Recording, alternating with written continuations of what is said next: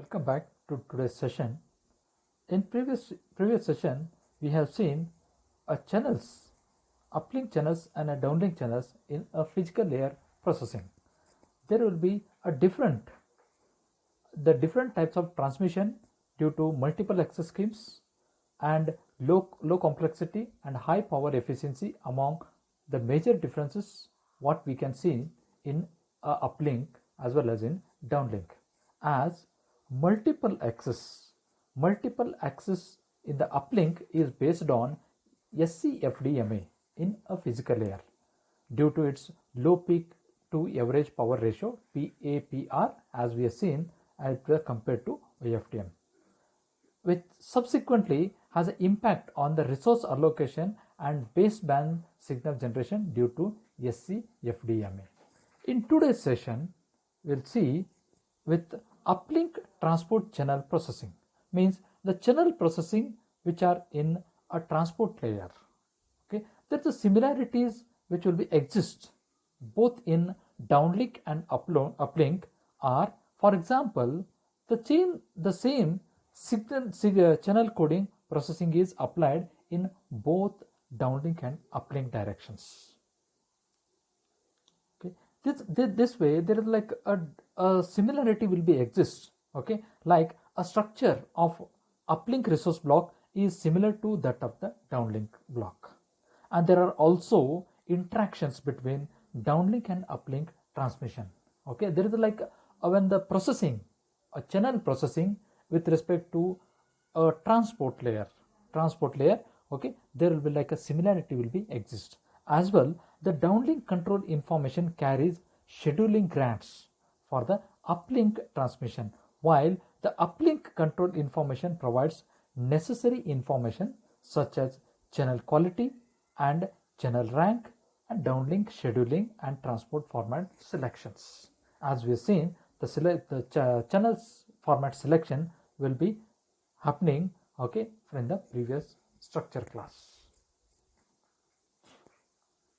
Okay, let us move on to the next slide, in which we will see overview of uplink transport channel processing, and it will be divided into two blocks, that is channel coding processing and modulation processing, in which the transport channel processing in the uplink is similar to that of the downlink, as we had discussed in the previous slide.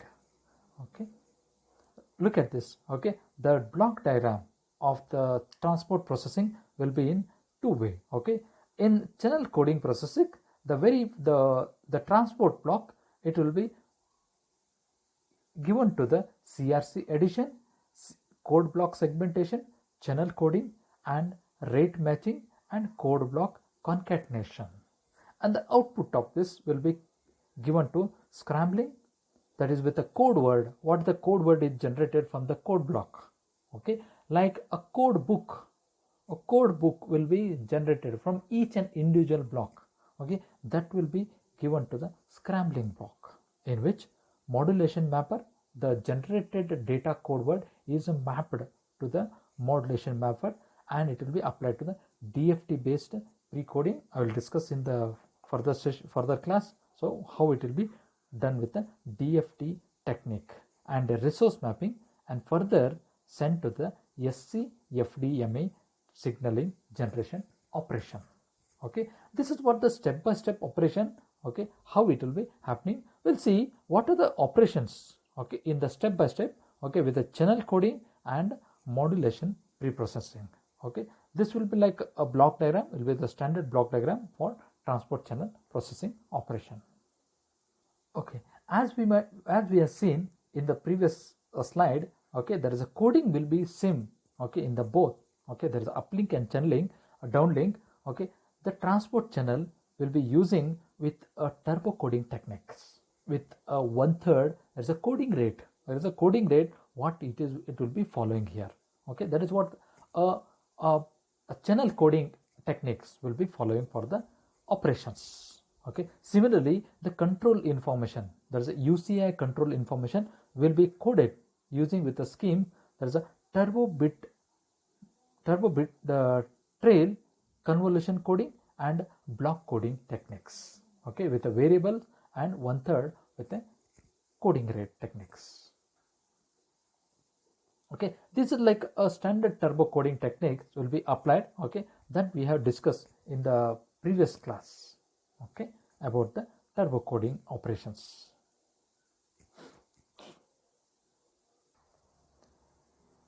Okay, when we are using with a coding scheme, okay, unlike the downlink, the control information in the uplink can be mapped either to the physical uplink shared channel, that is a PUSCH, or the physical uplink control channel, that is PUCCH. Okay, so means it will be like depends on the channel what we are using it for the operations. Okay, this is a detailed block diagram, that is what we have taken it, okay, from the block diagram we have discussed.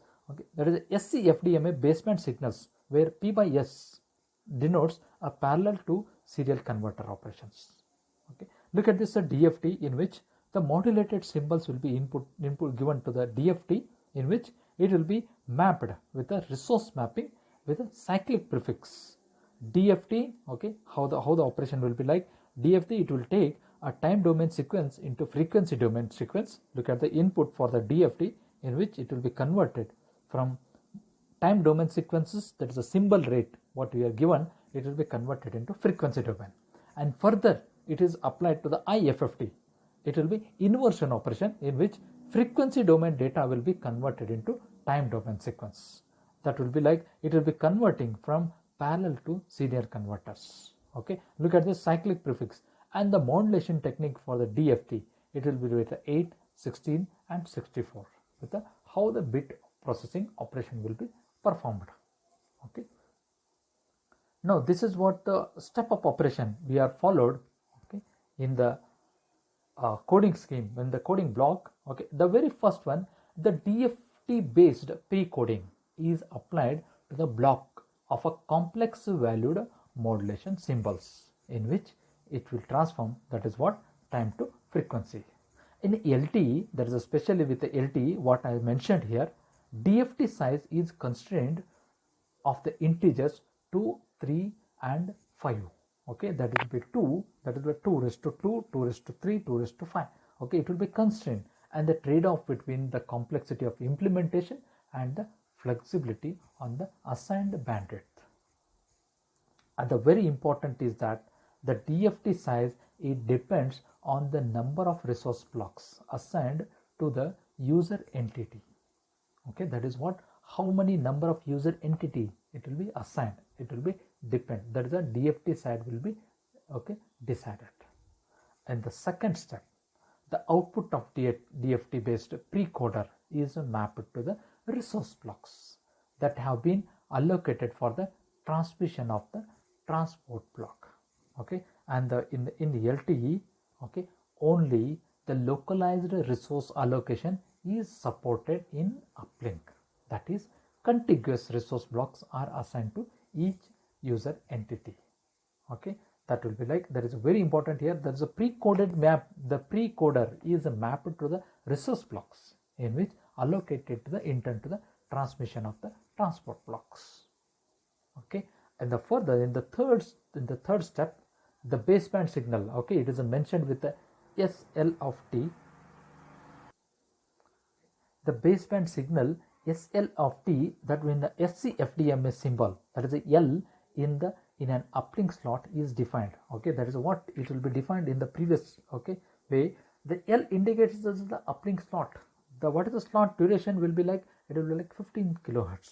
Okay, I hope we can know there's the total time slot having like, it will be in the normal and extended CP. Then the full slot, there are like 20 slots will be coming. The 20 slot period will be 10 millisecond. Each individual will be indicating with it will be 0.5 milliseconds. From here onwards, if you are taken with like in terms of like a DFT equation, it is a standard DFT equation as we are studied here. Okay, there is a SL of T, it will be ranging, that is a summation of AK, that will be comma L into e raised to minus j k plus 1 divided by 2 delta f. Okay, where the delta f will be 15 kilohertz frequency, what we are getting it for the operation of a time slot. and AKL is the content of the resource block element, okay, for K and L, and it is generated with the IFFT operation. There is a inverse frequency, there is a Fourier fast transform.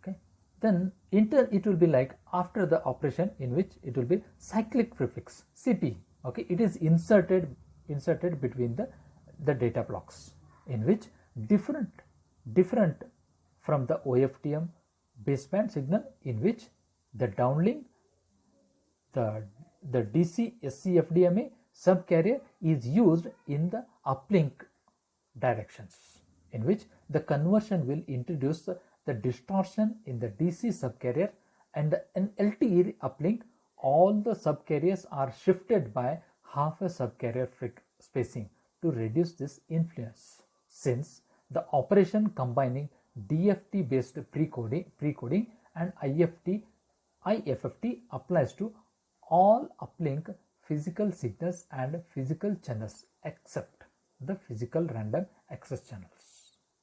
Okay, this is what the step of operation in which will be carrying, okay, with related to the blocks what we have mentioned: channel coding and modulation pre-processing. Okay, there's the very important block diagram, okay, what is about a DFT based precoding. Okay, let us move to the next slide, okay, that is uplink shared channels, okay, in which the uplink shared channels, we described the transport channel processing for uplink shared channels, that is ULSCH. In the uplink, the ULSCH is the only transport channel that carries traffic data. This is very important, in which the ULSCH, it will carry traffic data. As mentioned previously, it can also be used to transfer control signals for higher layers. Okay, it is also used to carry that control informations, and the channel mapping around the ULSCH, okay, as it is given here, okay, how it will be mapped. Okay, look at this. The logical channels of SCCH, DCCH, DTCH is mapped into ULSCH. As we are talking about the transport channels processing, in which it will be getting mapped, in which is the only, there is a ULSCH is the only channel that carries the traffic data, as we are, as it will be shown. And in turn, in the physical layer, okay, it will be, there is a physical channel, it will be mapped into PUSCH. That is what the channel coding scheme, okay, for the data streams on the ULSCH, okay, is same as that of DLSCH. Okay, means the same how it will be given from the uplink, that is from the how it will be like a triple CH, DCCH, DTCH is mapped to ULSCH. In the uplink also it is a similar operation, and the rate at which it will be mapping is a 1/3 of the turbo encoder. It is used to encode the transport blocks. The effective code rates other than 1/3 are achieved by either by puncturing or repetition of the encoded bits. It will be depending on the transport block size, which will be generated from IFFT and FFT. That is the Fourier transform methods. And the modulation scheme and the assigned radio resource, the encoded symbols are scrambled prior to the modulation, in which to done for randomize the interference. So that in order to randomize, in order to suppress the interference, we are using with a scrambled modulation scheme.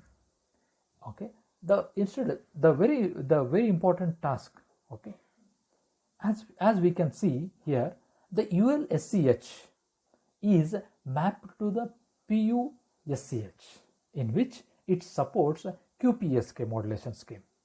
Okay, that is 16-bit QAM and 64 QAM modulation scheme. That is, the QPSK and 16 QAM modulation schemes are mandatory, and support for the 64 QAM modulation is optional and depends on the user equipment capability, because that's what it will be the data rate, it will be supports by user entity. Okay. The modulation order and the redundancy version for the channel coding of HARQ, okay, that is the protocol, are in the 5-bit modulation and coding scheme, and redundancy version field will be in our downlink control information, that will be DCI with a carried with the PDCCH with the format 0. Okay, I hope in today's session, okay, with the we have seen with how the transport channel processing will be operated. Okay, the very important is that the uplink channel and the downlink channel will be similar operations. Similar operations in formatting will be similar. Thank you.